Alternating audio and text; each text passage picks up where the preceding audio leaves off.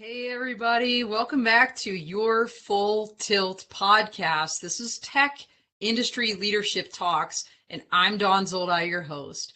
We have with us an incredible guest, Andreas Ploier. He is the CEO of Drone Rescue Systems, and he's coming to us live from Austria. And I'm so excited to talk to him about his personal and business journey. So let's get to it. Andreas, welcome. Thank you very much. Really excited to be here.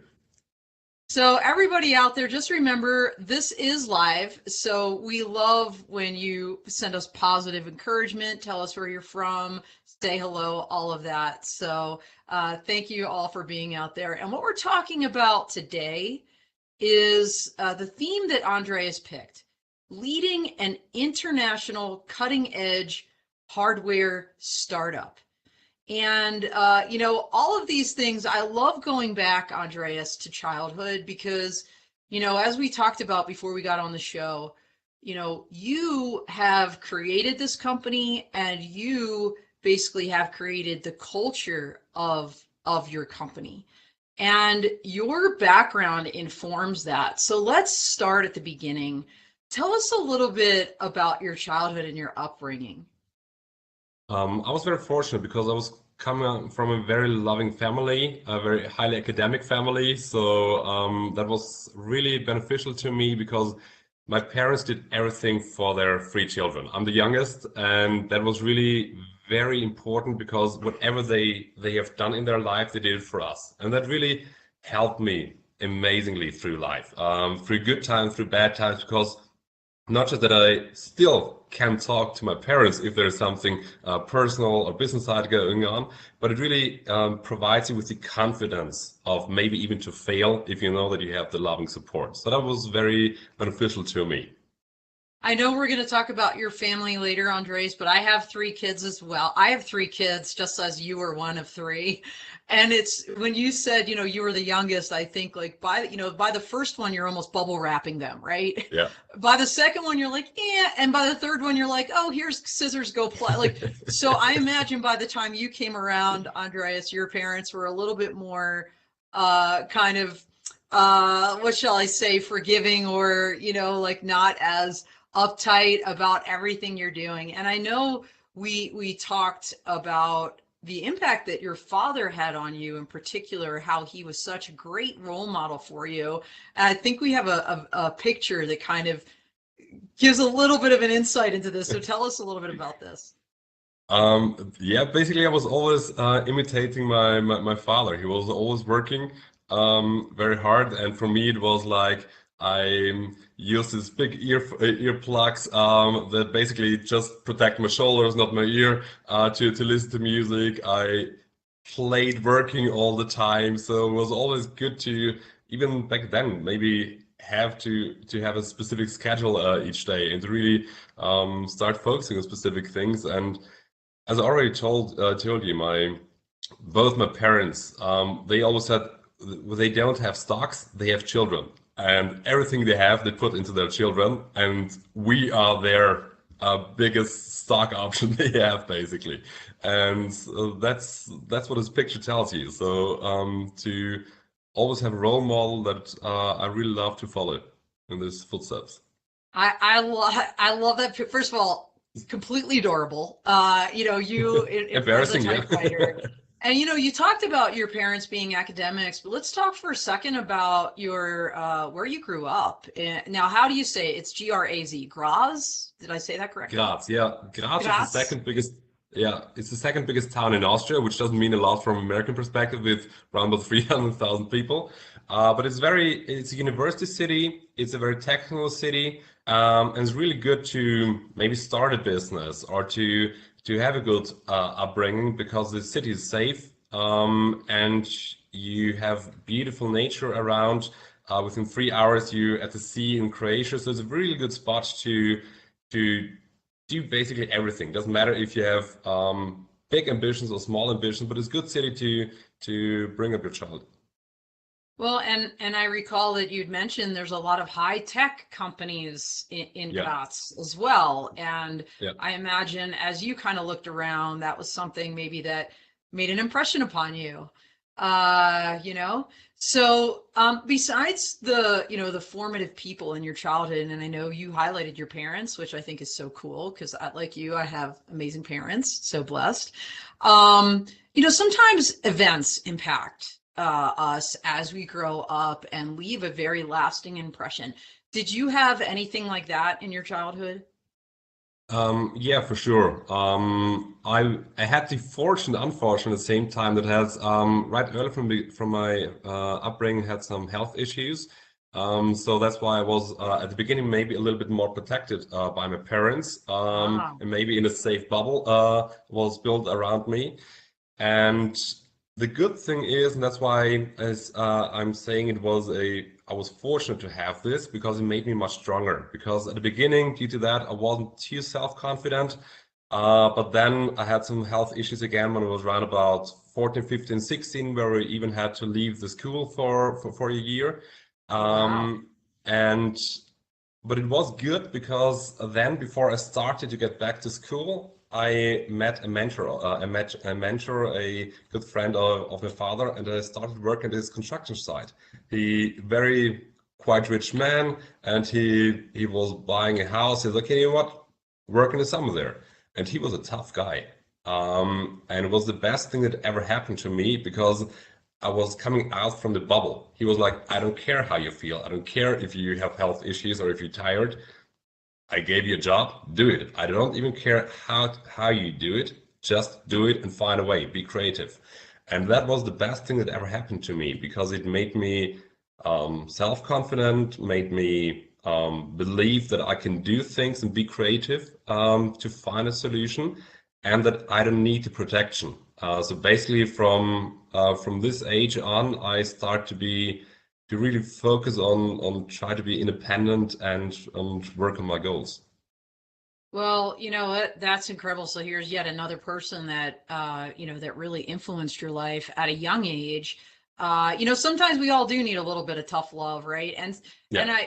what I really appreciate about your story, Andreas, and your life is that, you had these challenges, and as you reflect on them, you don't just see kind of a gray cloud, you see this silver lining. You can appreciate how that time. I can't I imagine leaving school at the ages you mentioned would be very difficult for a young person, to be away from their peers and kind of the normal path that people are taking, but then to have this opportunity to work with this gentleman and be challenged, probably, like, even if you were 100% healthy, working at a construction site, that is just rigorous, right? That's hard work. Yeah.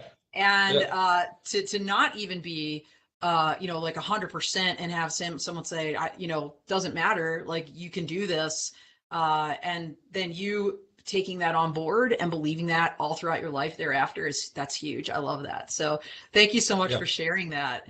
I just remember when I was in law school, actually, and I got mononucleosis, right? It's Yeah. that virus that makes you exhausted. And I literally spent an entire summer between my first and second year law school, like, in the dark, like, in bed. Oh And wow.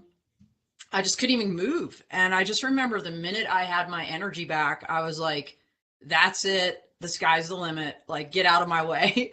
Yeah, And, exactly. because you just, once you have even something, maybe as benign, even as what I just mentioned, like mono, uh, but it impacts you where it limits what you can do and impact and infects your life. You realize you do appreciate the little things and realize that, not everything is guaranteed. Life is not guaranteed, right? So, like, just carpe diem. That's my motto. I would actually, Exactly. I'm going off script for a second. What do you have a motto? Like a motto that you live by? Um, I would say there's no such things as giving up. If you think about giving up, try it again one more time, one more day, one more project, whatever it is. Basically, it's not to give up. So in general, I'm very optimistic. But of course, there are some days, some hurdles, sometimes where I think like, is it really possible to do that or to overcome it? But this attitude really helps me to say, you know what? I tried one more time, and normally that's the time when you get it done. Yeah, no, that's great. And I think it kind of translates, I feel like, from the resilience that you have from the experiences that you had. Yeah. So I think that's super cool. Let's talk a little bit more about your education. Like we mentioned school and, kind of you having to divert for a little bit, as a younger adult, during your childhood, some health issues. You obviously got back like you said, never quit, got back into the classroom. I mean, heck, you were typing at the age of 3, apparently. So, what did you study like when you went into university? Yeah, same as you, law and business administration as well. Because I always wanted to, and that was coming back from a mentor. Basically, I was always focusing on trying to build up my own company. Back then, I thought more about going into consultancy in general, but I was never the one who said, okay, I want to become a lawyer. I always thought about, okay, if I'm a businessman and I'm aware of the law as well, that helps me. It helps me save money. It helps me do better, make better decisions. And after that, during my time, I did an MSc for digital business as well at the English University to have a better overview, not just from the business side or law side, but from a more technical side as well. Awesome. And by the way, Andreas, you've got some great folks in the chat. Olga is out there saying good morning, and April's telling us Hello. it's been a while since she could catch the live stream. So thank you, everybody. We appreciate that and appreciate you taking the time to listen to Andreas and his journey, really. And just for the record, everybody, like I purposely do not pick guests that like have a legal background. Like we had Jennifer Richter on here, a partner at Aiken Gump previously. That was an amazing show. But I had no idea really until Andreas and I connected more to prepare for this show that he had studied the law. And I'll tell you what, I appreciate what you're saying because when I went into law school, it wasn't like, hey, I want to be a lawyer. I was one of those nerds that actually just liked learning. And, the law was such a great, for me, extension for what I studied undergraduate, which was history and philosophy. You think of Oh, okay. jurisprudence, that is the combination of both. Yeah. And I just loved it. And, I really feel like you were smart to do that and combine it with business because legal studies, I think, give you a way of thinking critically that perhaps other disciplines may not, because it's just a whole different, right? It's a whole different way of thinking sometimes. And also having to see the other side. Yeah. I don't know about in Europe, Andreas, but I feel like in America, that's not something people are very good at. Is like having the ability to step back from their own position, Yeah. and listen to what the other person is saying and then kind of glean like what is their interest, like what do they care about, what are they trying to say, and to see if there's common ground. So I feel like that's a great thing that you did there, focusing on that. Looking back then, is there advice that you would give to this theme here is leading a cutting edge startup, in hardware. We're going to talk about your company here more in a second, but you did that ultimately. Is there any lesson learned about education that you'd like to share with entrepreneurs, people starting up businesses, or just people in general that you learned along the way? Basically, something that I understood a little bit later than I wanted to have it understand, but to really use the time because it's never easier than during the time at university or sooner at school to use the time and to learn things. Now, for example, my wife is half Moroccan.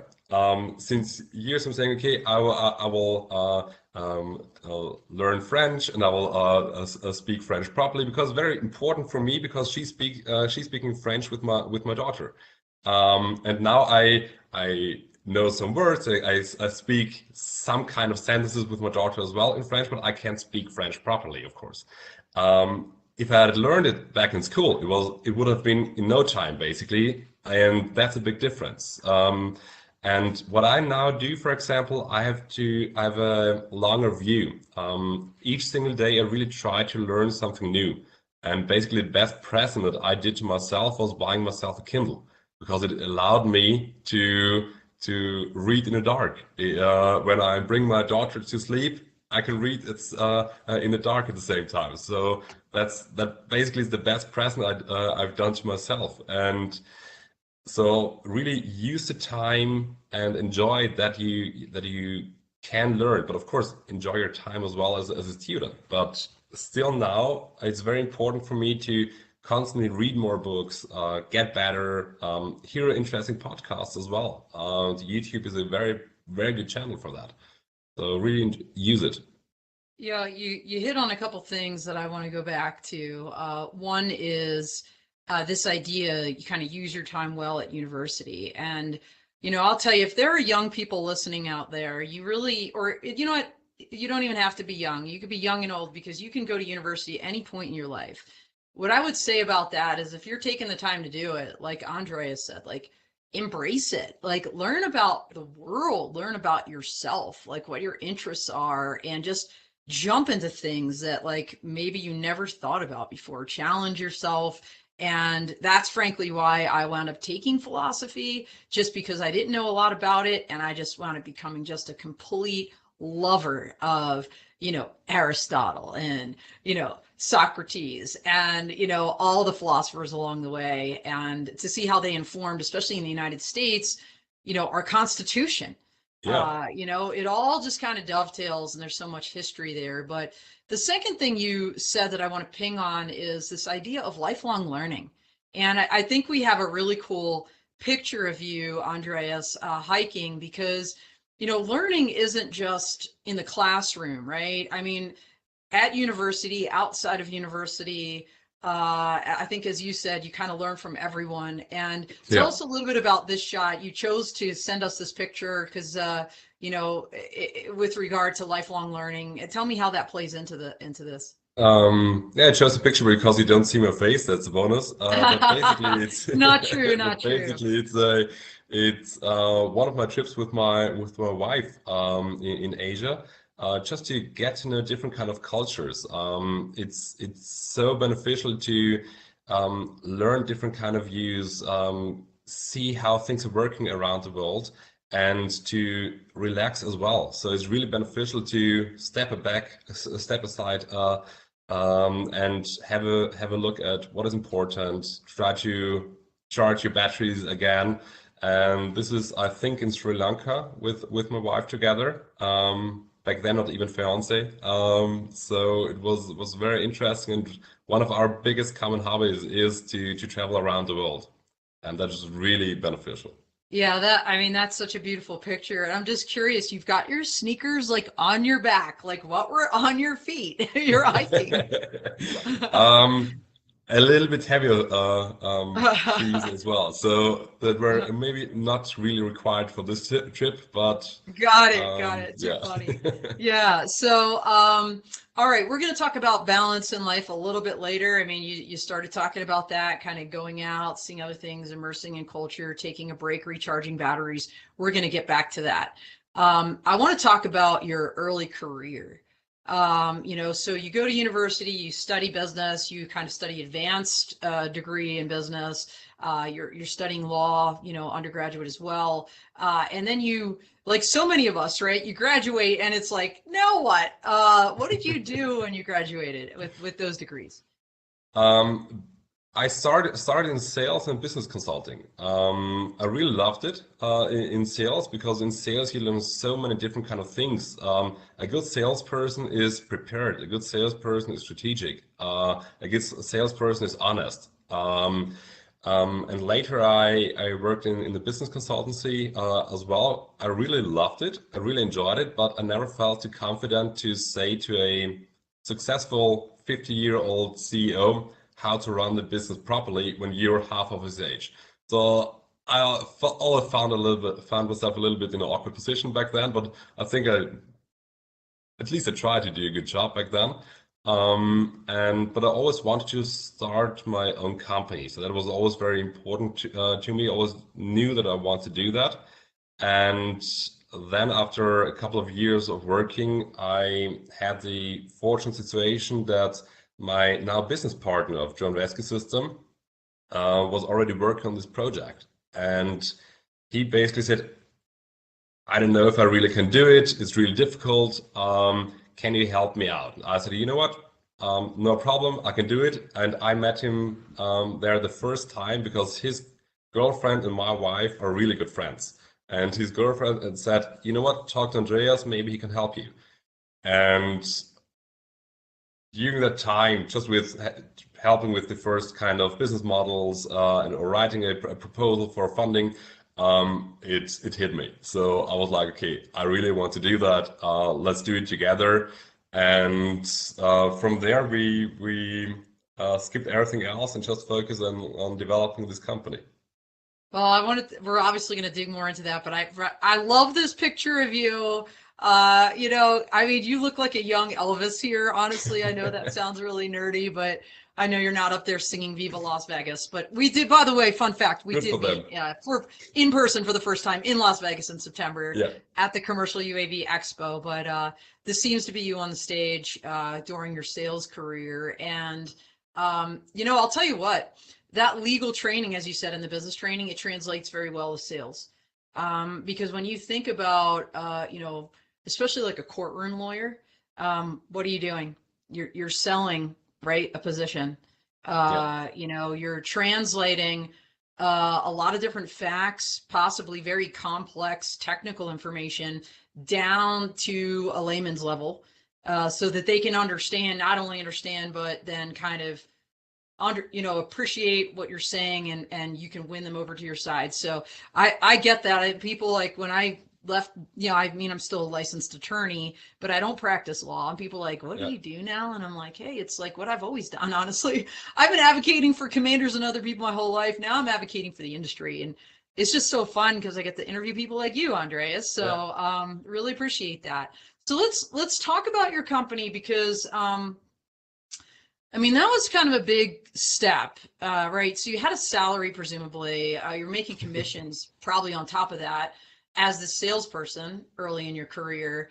You meet your now partner through basically your wife and her friend, and you hear about this drone rescue systems project and said, like, sign me up. So first of all, tell us about the company, and what about the early kind of prospects or the project itself intrigued you to say, I'm going to leave this comfortable position I'm in, and I'm going to jump over here and go for it?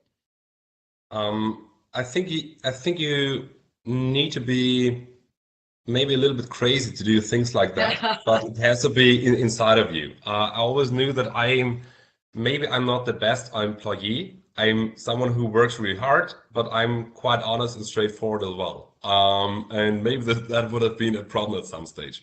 But for me, it was really the excitement of building the thing up, to go through to maybe really work in a startup that's ahead of its time. We knew when we started Drone Rescue Systems, the next couple of years, people will say, drones, first of all, what is this? And those people that are already in drone industry, they would say parachutes. I don't really know what they are, what's the benefit of it. So it was very interesting to work through those hurdles. And when we look back, Marcus and I laughed about it a couple of months ago. We found our first project plan when we started out together. We're like, okay, in 6 months we will do this. In 9 months we will be doing this, and the revenue will be this. And now the typical hockey stick of how the company will be going on forward. Right. Now we're a little bit smarter than back then, but it was really the interest of building something good, being able to enable a complete industry to fulfill its potential. And this is what we currently see ourselves. We are nothing else than an enabler for the commercial drone industry to fulfill its potential and to make a safe commercial drone flight possible with our autonomous parachute solutions. And that was very interesting, and as well of working on a common goal together and learn different kind of things. Because when you start out, you're not just focusing on one thing. I'm the CEO. Nice, it looks good on the business card, but it's not more at the beginning.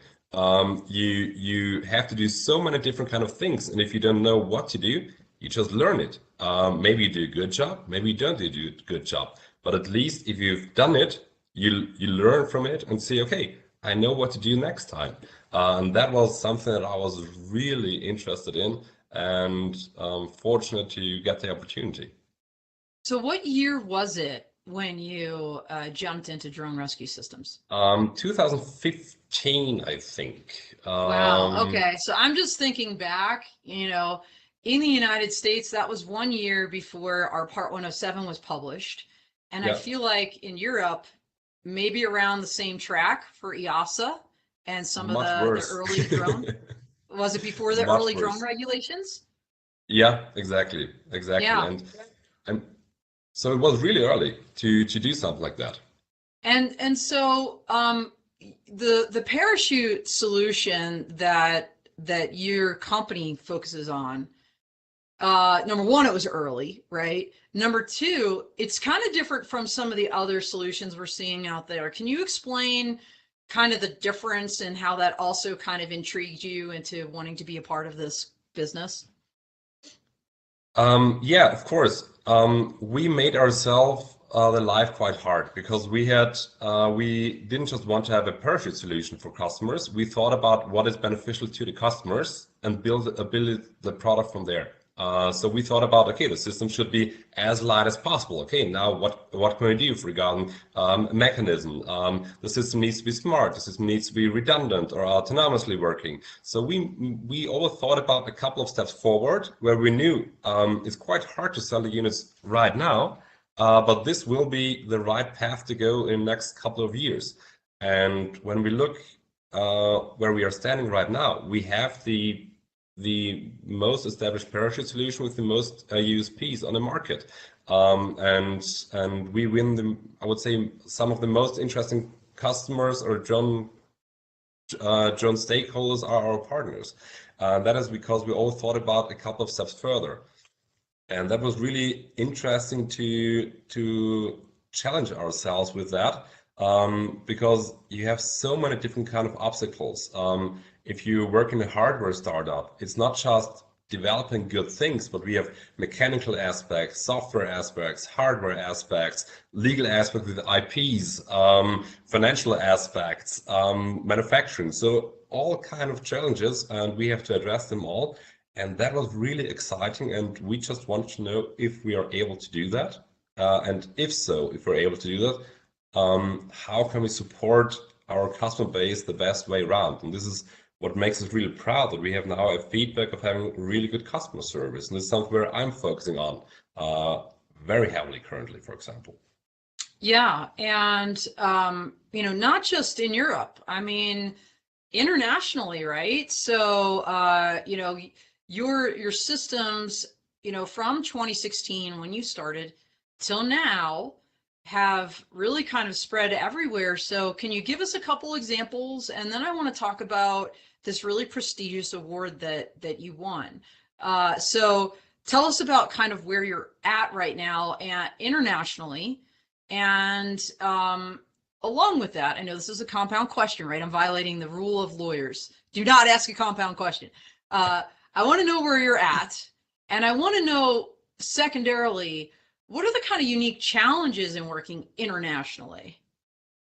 We are right now. We definitely established ourselves as the leading drone parachute manufacturer in the world, especially for the weight category that we are in. The big benefit that we have is that we are having the lightest solution, because we don't use any kind of pyrotechnical approaches or spring approach that provides with a lot of advantages. And that's why we have really changed our customer focus in the last couple of years. 2 years ago, maybe pre-COVID, we were mainly working with lidar companies together. Now we are in in a lot of different kind of drone delivery projects involved. We are Mm. heavily involved in first response projects or companies in general. So we really shifted our focus, maybe even away from the classical, okay, let's put a parachute solution and a DJI solution, more to, okay, let's work with a very interesting manufacturer together, like What's Innovation, like Free Flow Systems or other companies like that, and try to help them and their customers to protect bison as a ground and expensive equipment and to do proper missions. And there we definitely established ourselves as the leading company in the field in the last couple of years. And especially last one and a half years were really amazing. And regarding the international point of view, we now build up our first office in United States, in New Jersey. So we have Well, I'm from we Philadelphia, so like Jersey okay, and Philly, we're just like brothers and sisters. got It's it, kind of a local joke where if you're from Philly and someone says, "Hey, I'm from Jersey," you say, "What exit?" And that means like on the turnpike. got it, So, yeah. like, yeah, I've got a lot of buddies in Jersey. And where in Jersey is your office? We're just looking for a new office currently. Okay. Right now, it's really basic with the team member that we're having at his space. We have an additional office, but we are looking now for a bigger office. We're looking around because we want to have further staff members there and want to see what is the best way regarding the maybe even to do some showcases with parachute solutions. So we are really looking for a bigger and better option. So if somebody knows it, call me. I was going to say, we need to talk offline because I think I Yeah, can help you there. And oh, by the way, good. we've got two other fans out there saying good morning and hello. Chris Hello. Wedgeworth and Paul Gentile from Cam Flight is here as well. So thank you, gentlemen, for jumping in the chat. We appreciate you. Chris is like a super fan regular, so he's always jumping in the chat, and it's amazing. So well, that's so exciting. And along the way, I imagine it's challenging even in Europe, Andres, because like unlike the United States, well, we have different cultures. I mean, you go from Jersey to Alabama, it's almost like being in two different countries, but it's Mhm. technically not. Like in Europe, it literally is. Yeah. And and then not only leaving the continent, but coming to the United States. I'm going to kind of re-ask you because it's my fault. I asked the compound version of this before. What kind of the unique challenges then? Kind of working internationally. You had a lot of successes, but I imagine it wasn't super easy to attain the level of success that you have at this point. Um, it's definitely, I would say, the most challenging thing because from personal point of view, I have to reschedule my day. Oh yeah. So Yes, I know. so heavily because I was like texting him and I'm like, oh God, what time is it in Austria right now? It's probably like 3 in the morning. Yeah. yeah, and but that's normally when I'm often awake even. So it's not the best thing, maybe the healthiest thing, but I have to. It provided me with additional advantage. So now, for example, I had to reschedule my day where I said, okay, you know what? I'm coming back much earlier to play with my daughter, bring it to bed, and then after those three hours together with the family, I'm back on the desk again and having my calls with US-based customers. So it's definitely a big challenge, but a big opportunity for me as well.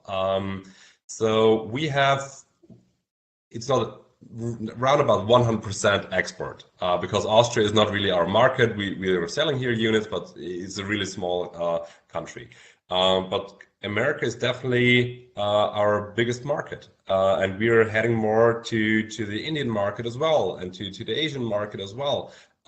So it's definitely challenging because on the one hand, when you're small, you try to do the things on your own, but when you Yep. get bigger, you need to find good strategic partners, and that is really tough.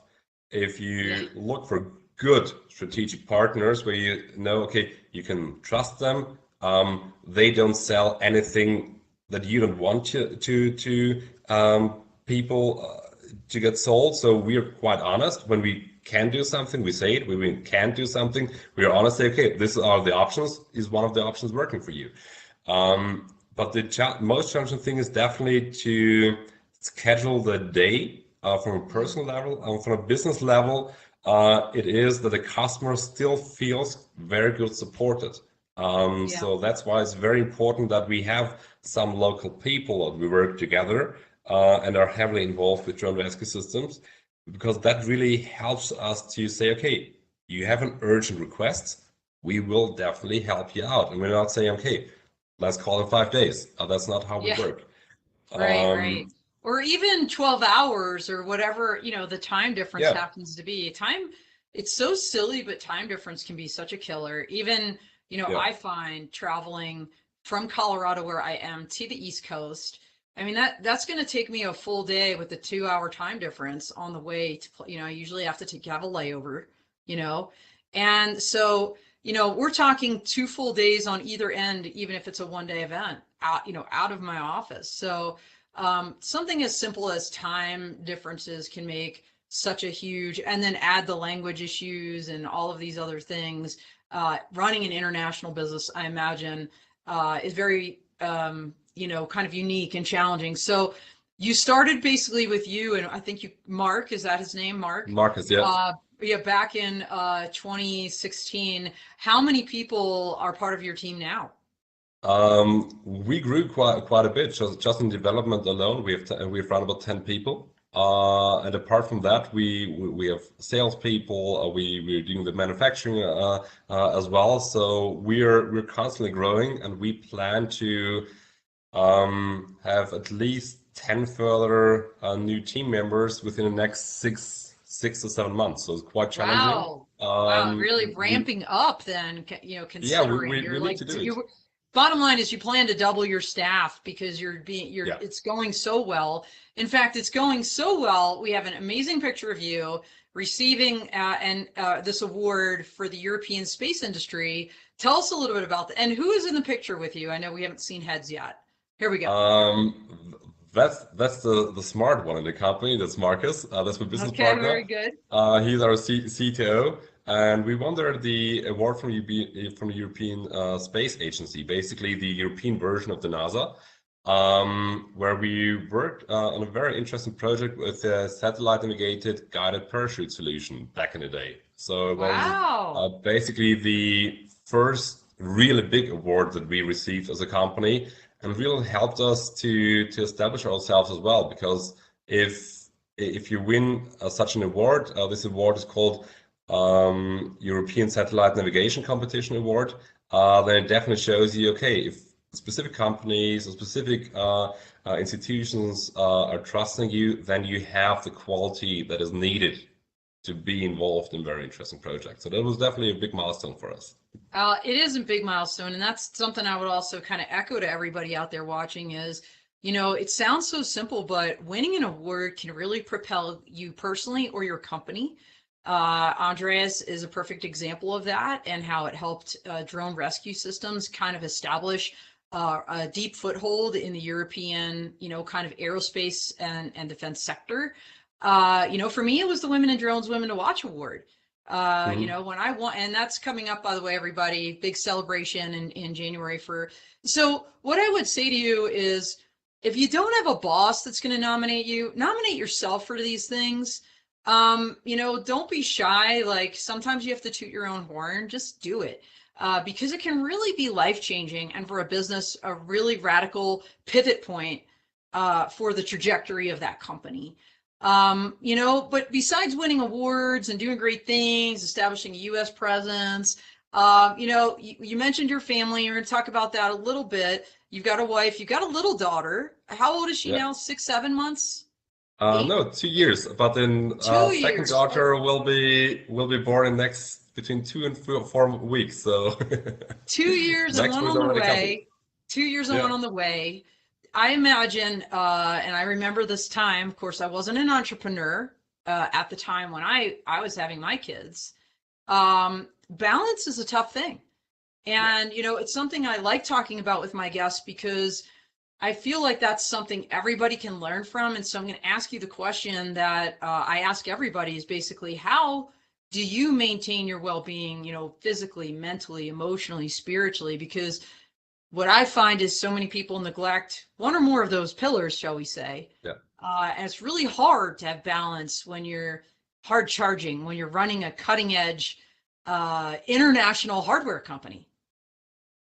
It's definitely challenging. What I had to learn is to have basically a strict routine and a discipline to follow it. I'm not mastering it in all aspects in life. A couple of years ago I was very sportive. Now there's more of me, but I'm getting back on track.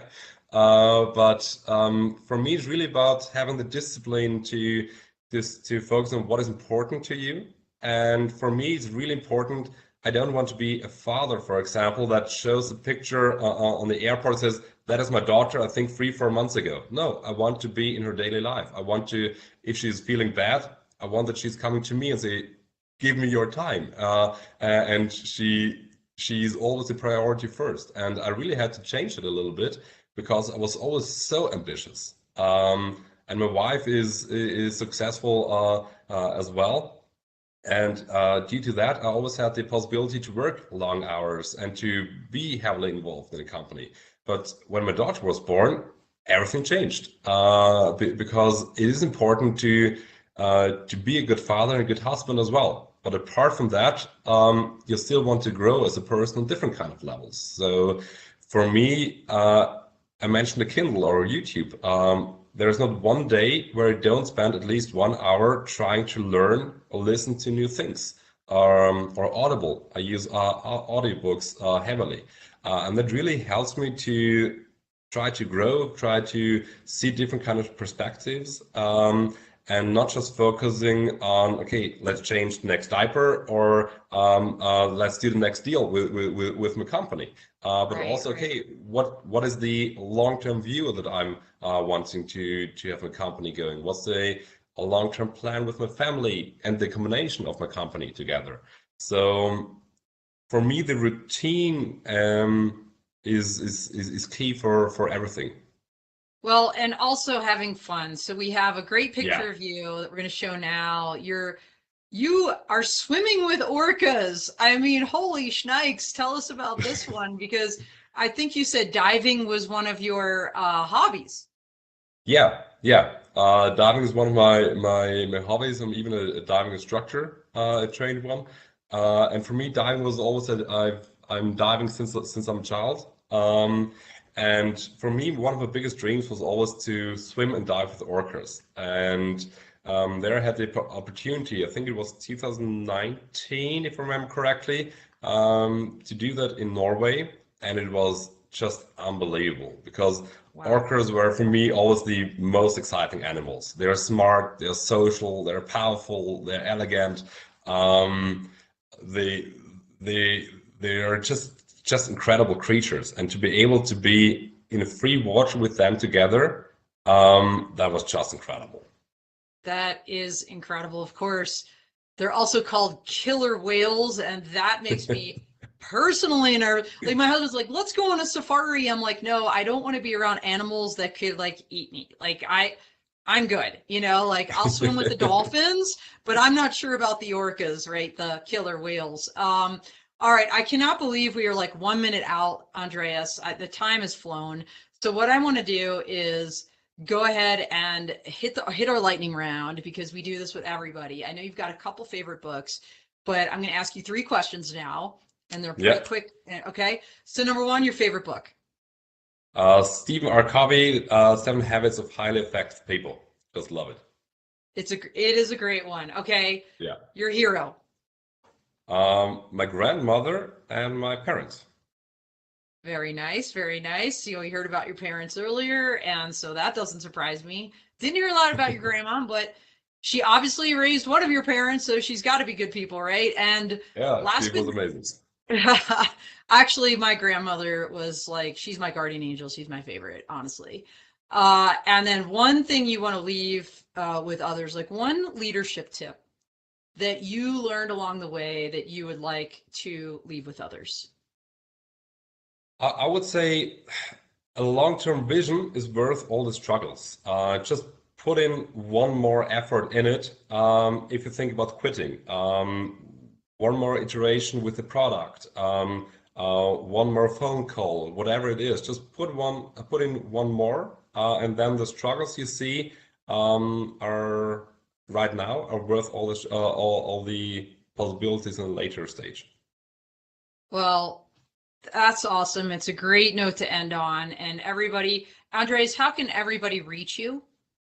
DroneRescue.com is our main domain, but we're on LinkedIn, we're on Facebook, at DroneRescueSystems.com, and myself, I'm heavily involved in LinkedIn as well. And of course, we're at a lot of different kind of exhibitions and always here to support.